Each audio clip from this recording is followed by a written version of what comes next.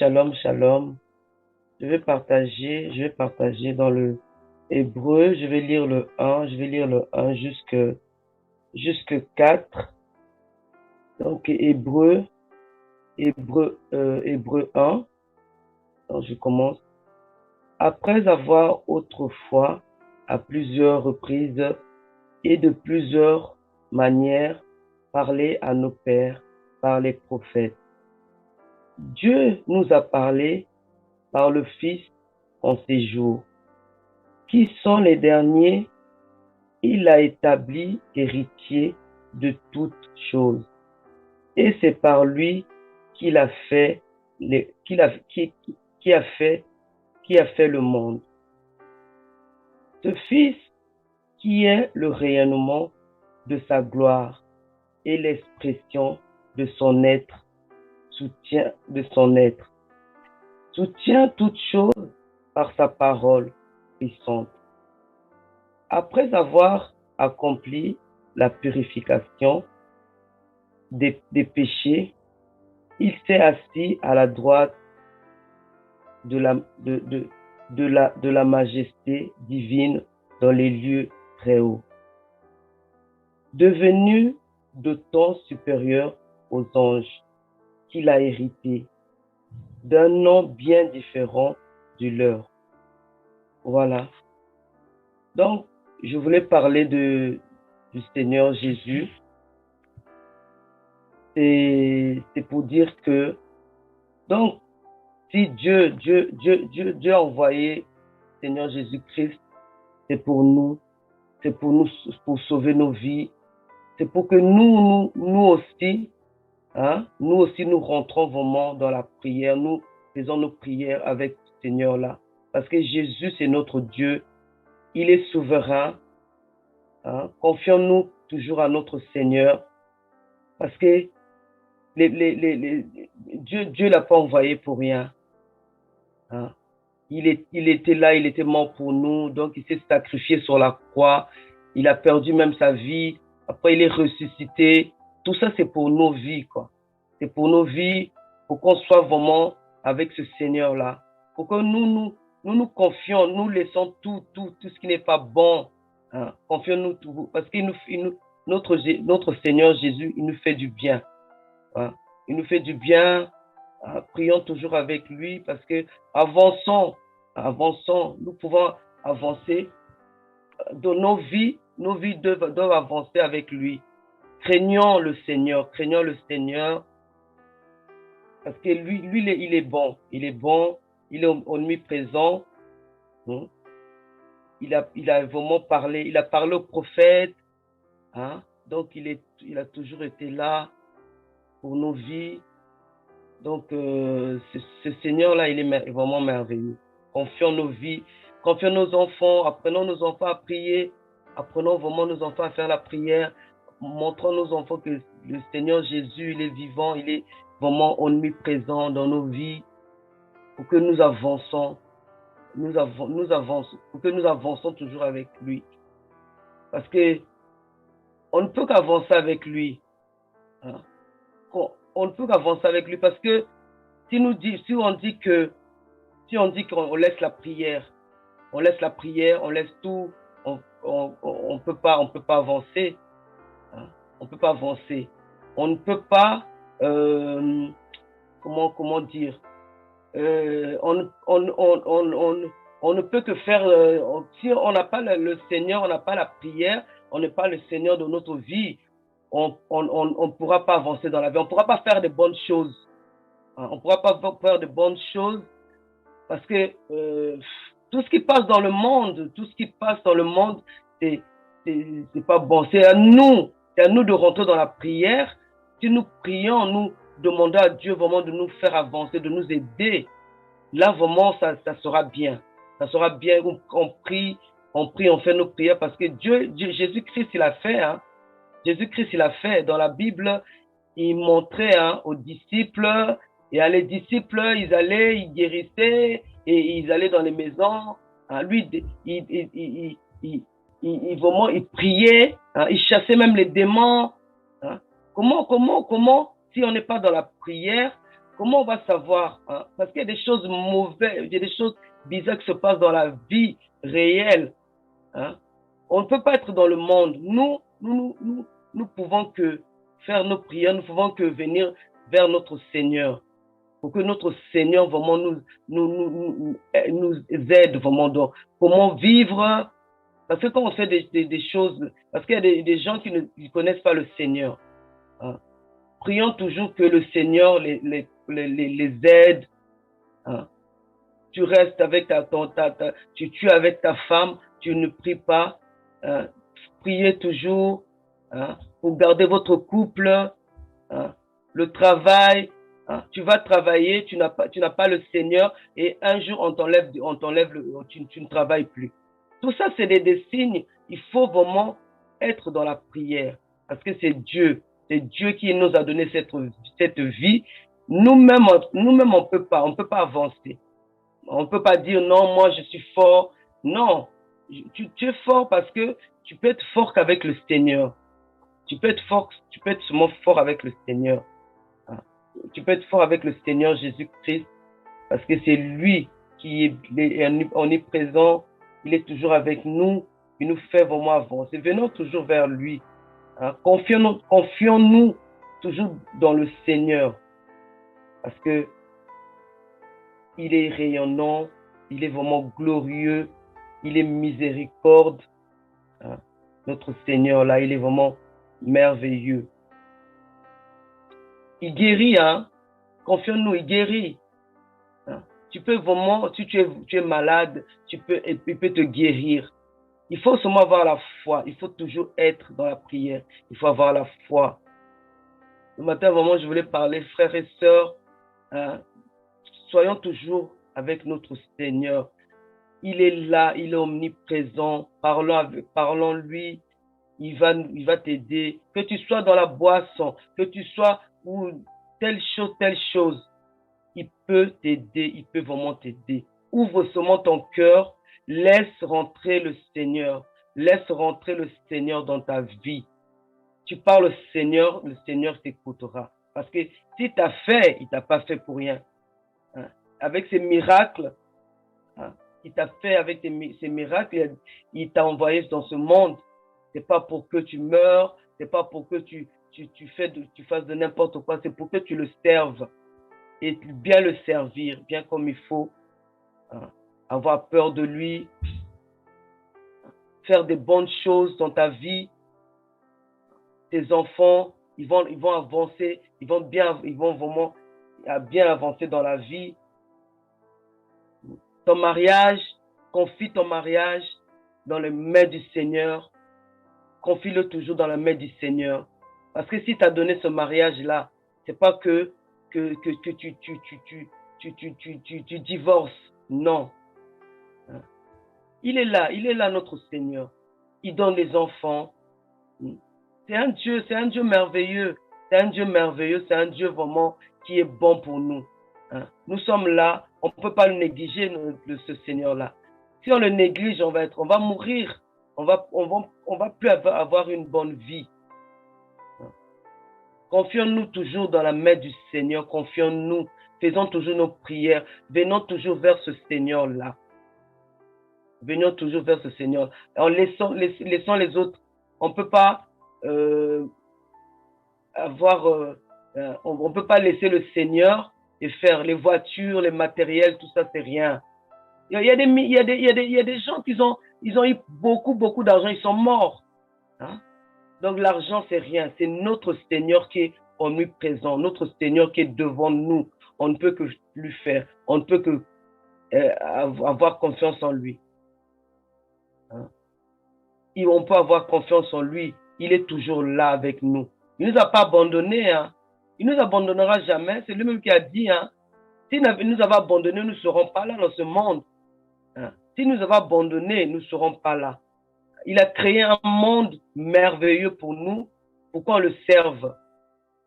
Même s'il y a des choses bizarres dans la vie, dans le monde qui se passe, mais nous pouvons rester toujours dans la prière. Nous pouvons tous se confier dans ce Seigneur-là. On ne peut pas dire oui, j'avais plein de problèmes. Dieu m'a abandonné. Non, Jésus, il est toujours là. Jésus-Christ, il est omniprésent avec nous. Il est toujours avec nous. Il nous planifie notre vie. Il nous guide. Il y a toujours des choses qui se passent dans la vie. Hein. Il y a parfois des choses qui se passent dans la vie. Il y a des morts, il y a des choses comme ça. Mais parfois, le Seigneur aussi frappe pour qu'on soit toujours avec lui. Il y a parfois des maladies qui arrivent. Mais nous, on doit rester dans la prière. On doit toujours prier. Jésus-Christ lui-même, dans la Bible, Jésus-Christ lui-même, il faisait des jeûnes, 40 jours de jeûne. Le diable est venu. Hein? Oh oui, tu sautes, tu vas sauter dans le meuble là. Comment toi, le diable, hein? Jésus-Christ, il fait ses jeûnes, toi, tu viens parler. Donc, ça veut dire que le diable, il est omniprésent en nous. Si le diable était apparu à Jésus, donc ça veut dire qu'il est avec nous, il est partout, le diable. C'est à nous de vaincre, c'est à nous toujours de faire nos prières. Hein? C'est à nous toujours de rester dans la prière, de rester toujours de prier. Parce que si on abandonne les prières, on fera de n'importe quoi. Et puis, il y a des choses qui peuvent arriver aussi, que nous-mêmes on peut avoir. Mais dans la prière, on peut les chasser, on peut parler toujours avec notre Seigneur, et notre Seigneur nous guide toujours. Notre Seigneur est toujours là avec nous. Il peut nous aider, il peut nous guider, comment on peut faire. Hein? Donc, il est omniprésent. Il est toujours là avec nous. C'est notre guide. Mettons-lui toujours devant nous. Glorifions-le. Même si on a des problèmes, on fait que le glorifier. Même si tu as des problèmes dans ton couple, mais toujours prier, toujours le glorifier. Parce que si tu as une vie, c'est pas pour rien. Tu as une bonne vie. C'est pas que tu as une bonne vie que tu glorifies pas le Seigneur, non.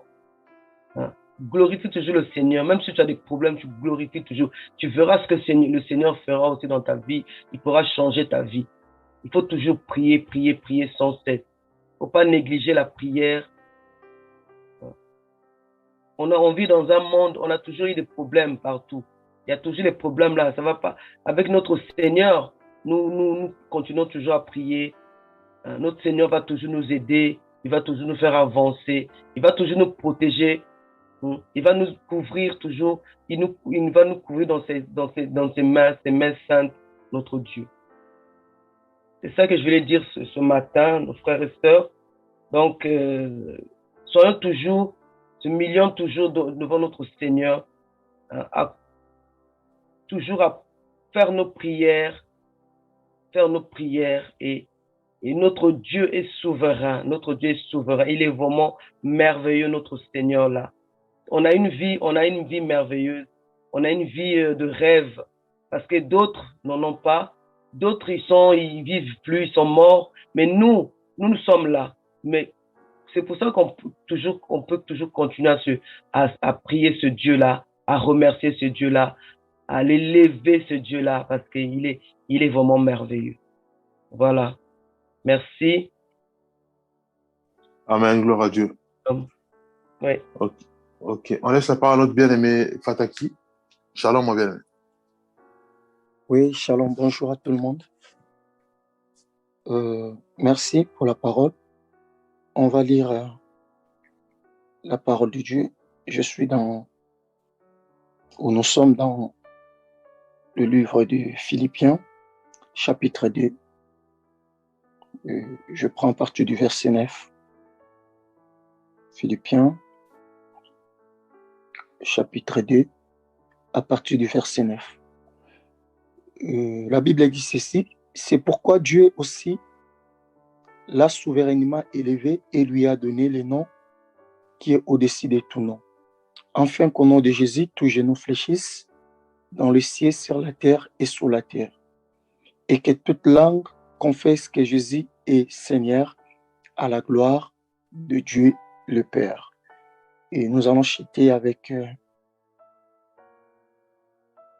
le livre des Actes, chapitre 3, du premier verset au verset disent comme ça, je vais lire. Pierre et Jean montaient ensemble au temple à l'heure de la prière, c'était la 9e heure. Il y avait un homme boité de naissance qu'on portait et qu'on plaçait tous les jours à la porte du temple appelé la Belle, pour qu'il demandât l'aumône à ceux qui entraient dans le temple. Cet homme voyait Pierre et Jean qui allaient y entrer, leur demanda l'aumône.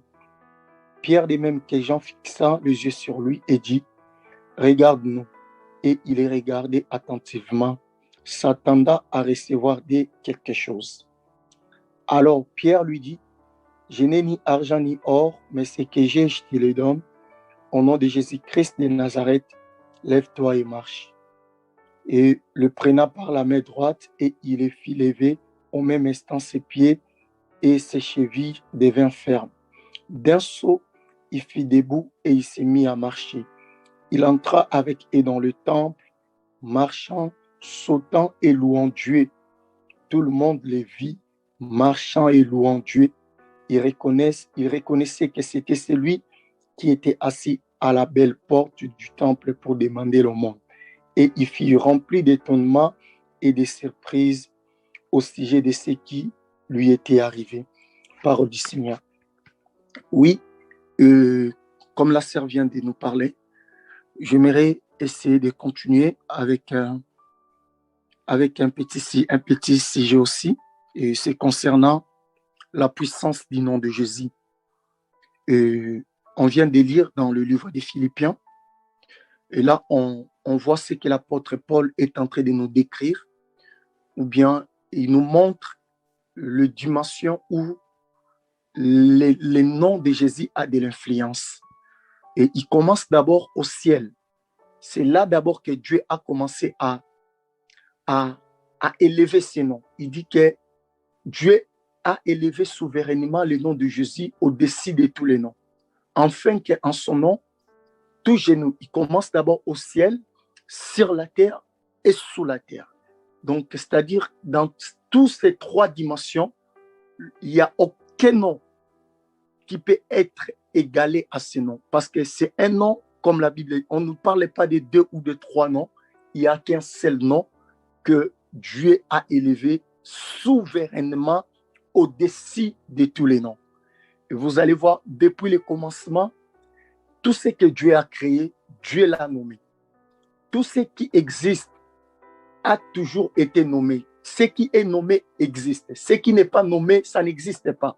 Donc, tout ce qui existe a un nom. Alors, la Bible nous dit quoi? Dans tous ces noms-là, il n'y a qu'un seul nom qui est au-dessus de tous ces noms, et c'est bien le nom de Jésus.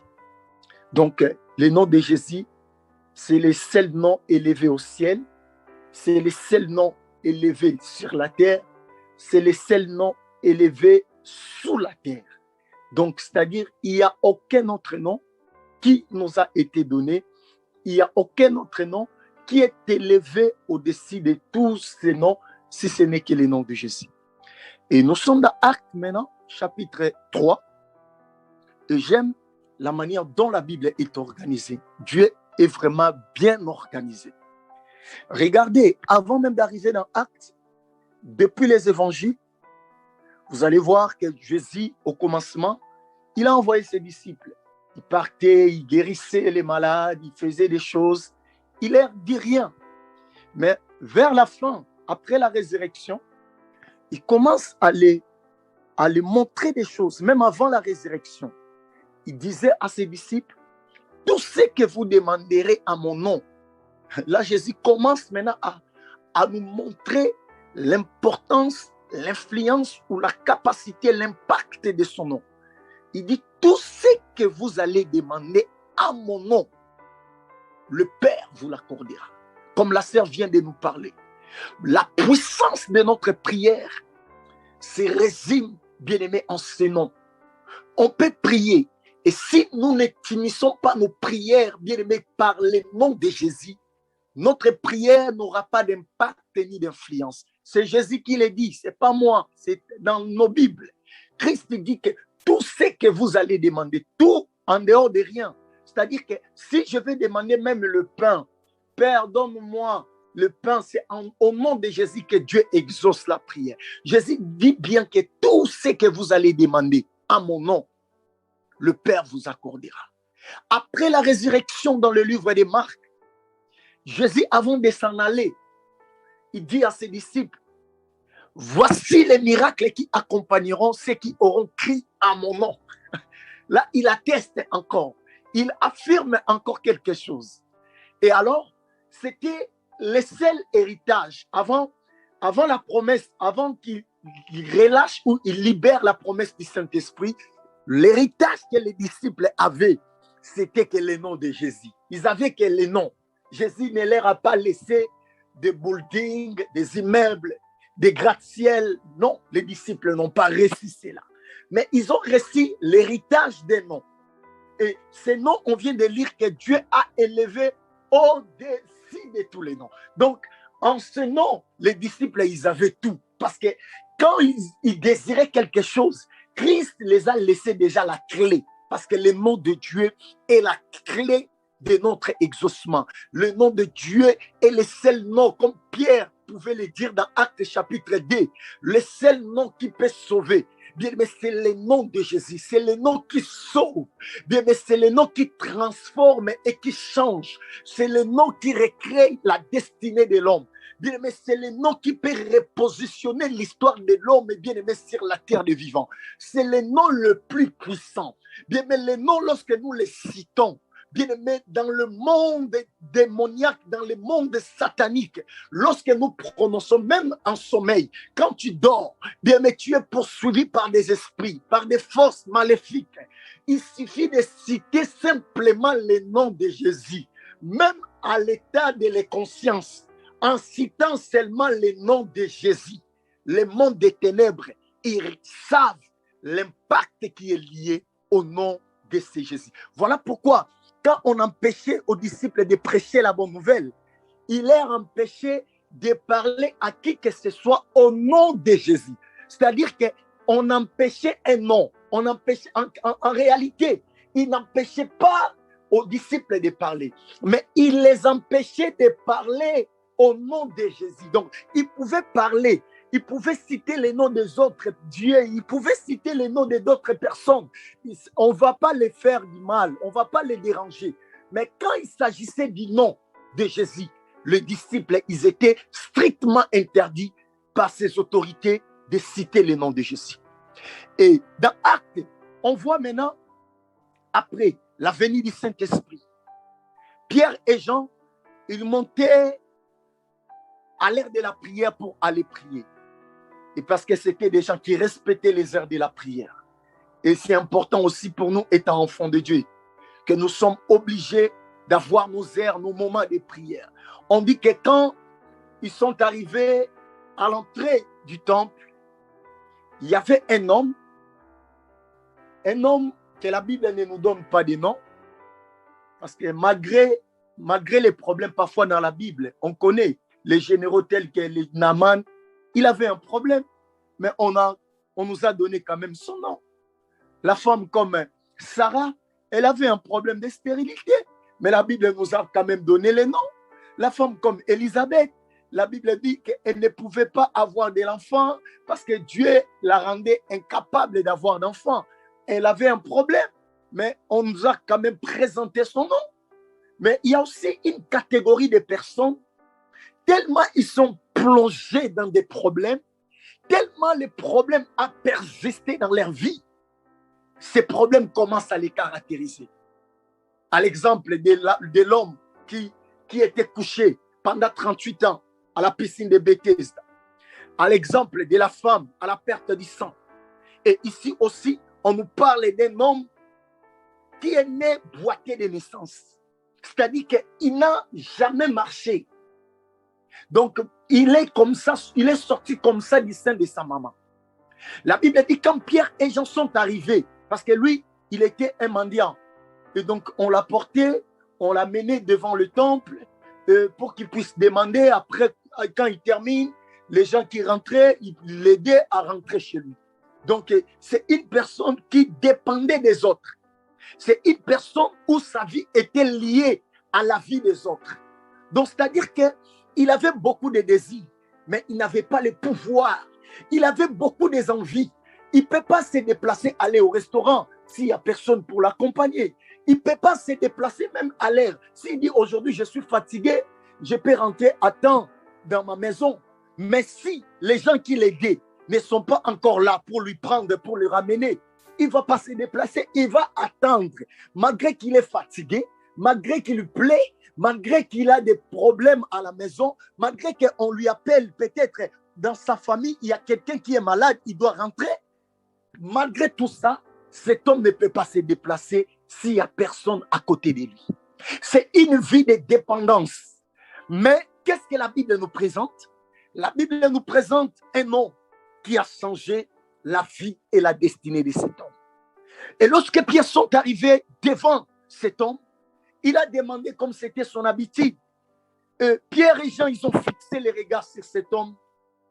Et je crois qu'ils ont vu beaucoup de choses. Parce que là, ils étaient déjà revêtus de l'esprit. La Bible dit que cet homme aussi, il regardait Pierre. Là, il y avait communication déjà en esprit. Pierre, il a vu, oui, cet homme, comme il est de naissance, il est comme ça. Nous croyons très bien, tous ces tours que nous faisons ici, même quand les maîtres étaient avec nous, cet homme, il était toujours là. Je crois que Pierre et Jean, ils connaissaient cet homme. Mais ils attendaient un bon moment. Parce que là, ils ont été déjà dans Actes des Apôtres, chapitre 2. Ils ont reçu la puissance d'en haut. Ils ont reçu l'Esprit de Dieu en eux. Parce que Christ les avait parlé. Ne vous déplacez pas encore. N'allez nulle part ailleurs. Attendez d'abord la promesse. Entendez que vous soyez revêtis. Et là-bas dans Marc, il dit, voici les miracles qui accompagneront ceux qui auront crié à mon nom. Et ces miracles devaient être opérationnels, bien aimé, à une seule condition. Il fallait que l'Esprit de Dieu, qui doit accomplir ces miracles, soit pleinement dans la vie de ses disciples. Et alors, Pierre et Jean étaient revêtus déjà de cet esprit. C'était pour la première fois, une première expérience, que leur maître n'est pas là. Avant, quand il les envoyait, Jésus était là. On les voit, même pour un homme qui avait apporté son fils qui était malade, qui avait un problème d'épilepsie. Les disciples ont essayé, ils n'ont pas pu bien délivrer cet enfant. Mais le maître était là. Qu'est-ce que le maître a fait? Le maître a aidé aux disciples. Il a manifesté sa gloire parmi ses disciples. Mais là maintenant, le maître n'est pas physiquement avec eux, mais le maître est avec eux. Parce qu'il avait tenu promesse, je suis avec vous, selon Matthieu chapitre 28, jusqu'à la fin de ce monde. Donc, Jésus n'était pas absent. Il était absent physiquement, mais il était présent spirituellement avec les disciples. Il était là avec eux. Parce que là où trois sont là en son nom, Jésus était là. Le disciple, il marchait pour aller à la prière. Ils étaient remplis déjà de cette présence. Une première expérience pour tester réellement, est-ce que ce nom marche? Est-ce que ce nom, c'est vraiment opérationnel? Parce que Jésus nous a simplement parlé. On n'a pas encore expérimenté ce nom. Est-ce que ce nom est capable réellement? Pierre a dit, oh Jean, on ne va pas laisser cette histoire comme ça. On va essayer, hein, avant d'aller plus loin, avant d'aller dans d'autres nations, avant d'aller partout, parce qu'il nous avait dit, selon l'itinéraire, de commencer d'abord en Jérusalem. On est là en Jérusalem. On essaie d'abord de commencer notre expérience ici. Si ça rate, on laisse aussi l'affaire de ce nom. Hein. Il a dit à cet homme, on n'a ni or ni argent, mais ce qu'on a, on te le donne. Au nom de Jésus, lève-toi. Et la Bible dit, cet homme, il fut guéri automatiquement. Il n'a pas été consulté par un médecin. Il n'a pas été passé par les radios. Il n'a pas essayé de passer par je ne sais pas, il n'a pas été scanné. Tout s'est passé simplement parce qu'un nom a été cité. Et c'est bien le nom de Jésus. Le nom de Jésus-Christ est fort et puissant. Ça peut changer n'importe quelle situation. Je parle à une personne, toi qui as un problème. Je crois que c'est ton problème. Tu n'es pas né avec ces problèmes. Même si tu es né avec ces problèmes, la Bible nous présente les cas que le nom de Jésus a changé. une personne née, boitée de naissance, qui n'a pas marché. Mais le jour où le nom de Jésus a été cité, cet homme n'a pas seulement marché, la Bible dit, il a même commencé à sauter. Donc, il a conjugué plusieurs verbes à la fois. Donc, marcher, c'est autre chose, sauter, c'est autre chose. Donc, bien aimé, quand le nom de Jésus est cité dans la vie d'une personne, peu importe la situation, le nom de Jésus est un nom élevé au-dessus de tous les noms. Bien aimé, je crois que je suis censé de commencer déjà à chuter. Et je voulais simplement parler à une personne. Peut-être tu passes un moment d'angoisse, tu passes un moment difficile, tu passes un moment de perturbation. J'aimerais simplement t'encourager ce matin. Il y a un nom qui est notre héritage. Jusqu'à aujourd'hui, ce nom est encore actif. Ce nom a toujours la même puissance. Ce nom ne perd pas de valeur. La Bible dit, il connaît ni changement, ni ombre de variation. Il est le même hier, aujourd'hui et éternellement. Ce nom, le même puissance qui accompagnait les disciples à l'église au temps primitif, c'est la même puissance qui nous accompagne aujourd'hui et c'est la même puissance qui va accompagner les générations qui viendront après nous. Le nom de Jésus, c'est un nom puissant, c'est un médicament. Appliquons ce nom dans nos problèmes. Appelons ce nom devant nos défis parce que c'est un nom qui sauve et c'est un nom qui délivre. C'est un nom qui change une personne qui dépendait des autres, mais pour faire de sa vie une vie autonome. Mais les jours-là, quand le nom était cité, cet homme était devenu autonome. Il commençait à faire des choses selon son propre gré et selon son planning, selon son air et selon les temps qu'il apprécie. Bien-aimé prescrit ou est bien-aimé prévu. Bien-aimé, voilà l'importance et l'efficacité de ces noms. Donc voilà ce que je voulais ensemble, bien-aimés, ce matin, que nous puissions partager. Que le Seigneur bénisse sa parole et que le Seigneur nous bénisse tous aussi. Merci.